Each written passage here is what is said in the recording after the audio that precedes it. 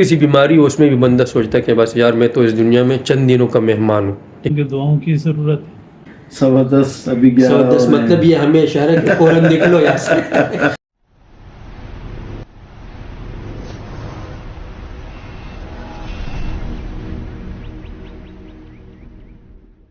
ابراہیم حسین عابدی اور آپ دیکھ رہے ہیں عابدی میڈیا. ہمارے دین نے ہر زندگی کے ہر پہلو کو بیان کیا ہے.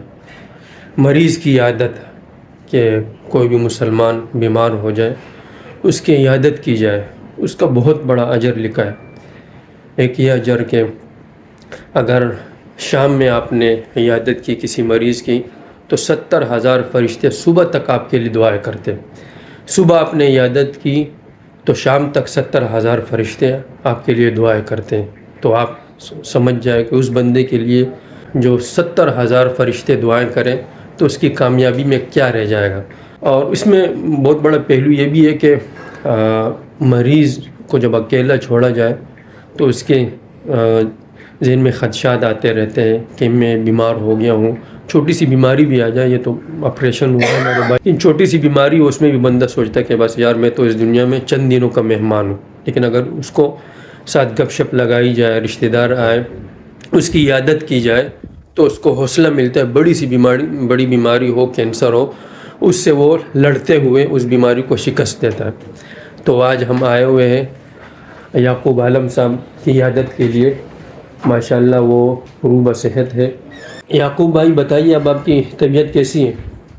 الحمدللہ ابھی تو طبیعت پہلے سے کافی بہتر ہے. ماشاءاللہ فین فالوئنگ بہت زیادہ ہے, لوگ آپ کے بارے میں پوچھ رہے ہیں کہ اب کیسے ہیں, تو ان کو آپ کیا کہیں گے؟ نہیں, وہ تو جتنے دوست احباب وغیرہ ہیں رابطہ کرتے ہیں, دعائیں دیتے ہیں, ان سے تو بس دعاؤں کی درخواست ہے, کیونکہ دعاؤں کی ضرورت ہے. مزید آپ لوگوں کی دعاؤں کی درخواست ہے. 14 تاریخ ان کو بتلائیے, 14 تاریخ کو یہ دوبارہ جائیں گے, چیک اپ کرائیں گے. تو آپ لوگوں کی مزید دعاؤں کی درخواست ہے. جی یہ مولانا ہدایت اللہ صدوخانی صاحب, ان کے گھر میں یعقوب عالم صاحب ہیں, ان کے چھوٹے بھائی. یہ ماشاءاللہ 9 بھائی ہیں اور 9 بھائیوں میں اتفاق و اتحاد مثالی ہے. یہاں ان کی ماشاءاللہ سب سہولیات موجود ہیں, جس طرح آپ دیکھ رہے ہیں. یہ ویلفیئر ٹرسٹ بھی ہے ان کا, JSI ویلفیئر ٹرسٹ ہے. پیشنٹ بیڈ آپ دیکھ رہے ہیں, یہ ماشاءاللہ ان کے پاس اویلیبل ہوتا ہے. جب بھی ضرورت پڑتی ہے تو یہاں سب سہولیات موجود تھی, تو اس لیے بھی یعقوب عالم صاحب کا یہاں ٹھہرنا زیادہ مناسب تھا. آئیے ان سے ملتے ہیں. مولانا ہدایت اللہ صدوخانی صاحب بہت ہی پیارے انسان ہیں. السلام علیکم ورحمۃ اللہ وبرکاتہ. 2-3 چیزیں پیش نظر ہیں. ایک یہ کہ ہمارے عابدی صاحب بہت محبت کرنے والے دوستوں میں سے ہیں. انہوں نے ہمارے پاس آنے کے لیے جو وقت چنا وہ عشاء کے بعد کا ہے. عشاء کے بعد میرے جیسے آدمی کی بیٹری بالکل ختم ہو جاتی ہے, اور میں تو عشاء کے بعد سو جاتا ہوں. اور اگر نہ سوؤں تو کم سے کم یہ تو ہے کہ سنجیدہ گفتگو نہیں کر سکتا. پھر بھائی یعقوب عالم آج کل ہمارے ہاں ہیں, ان کا گردہ ریموو کیا ہے. بہت بڑی ایک پریشانی ہم پر گزری ہے یہ, اور اللہ تبارک و تعالیٰ نے خیر فرمائے. یہ کیا بیماری تھی ذرا بتائیے. اس میں ہمارے گھر میں کئی آراء ہیں. جو میری رائے ہے وہ یہ ہے کہ مجھے بالکل اس طرح یاد ہے جس طرح کل کا دن, کہ یہ چھوٹے سے تھے اور ان کے پیٹ میں ایک سائڈ پہ گولا سر نظر آتا تھا, اور ہم ان کا اس وقت بچپن میں مذاق اڑایا کرتے تھے.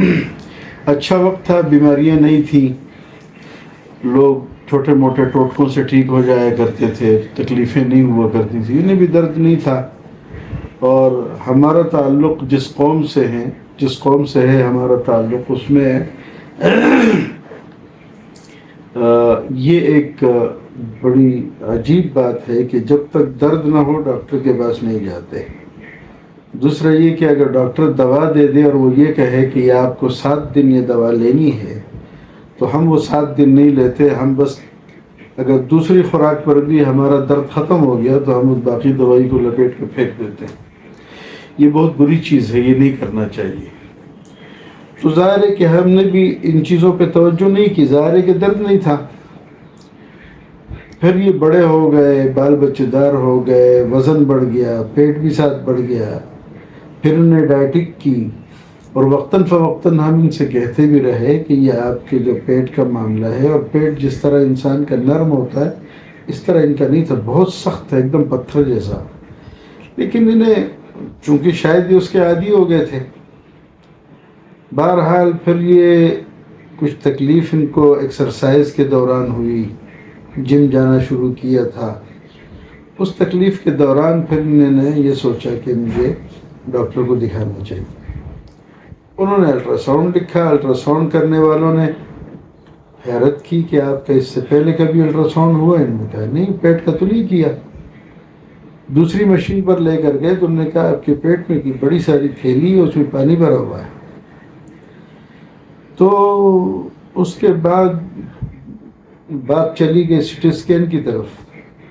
تو انہوں نے کہا کہ جی گردے کے اوپر ہے یہ تھیلی, اور گردہ اس کے نیچے بالکل مردہ حالت میں ہے, زیرو ہے, اور یہ نکلے گا, یہ اس کو چھوڑا نہیں جا سکتا.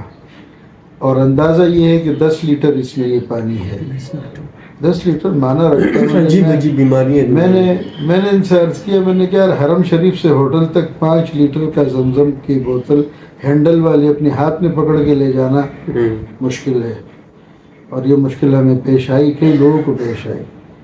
کبھی کندھے پر رکھ رہے ہیں, کبھی سر پر رکھ رہے ہیں, ہاتھ بدل رہے ہیں, کبھی ایک ہاتھ میں کبھی دوسرے ہاتھ میں. وہ تو جب ان کا آپریشن ہوا تو 16 لیٹر پانی نکلا.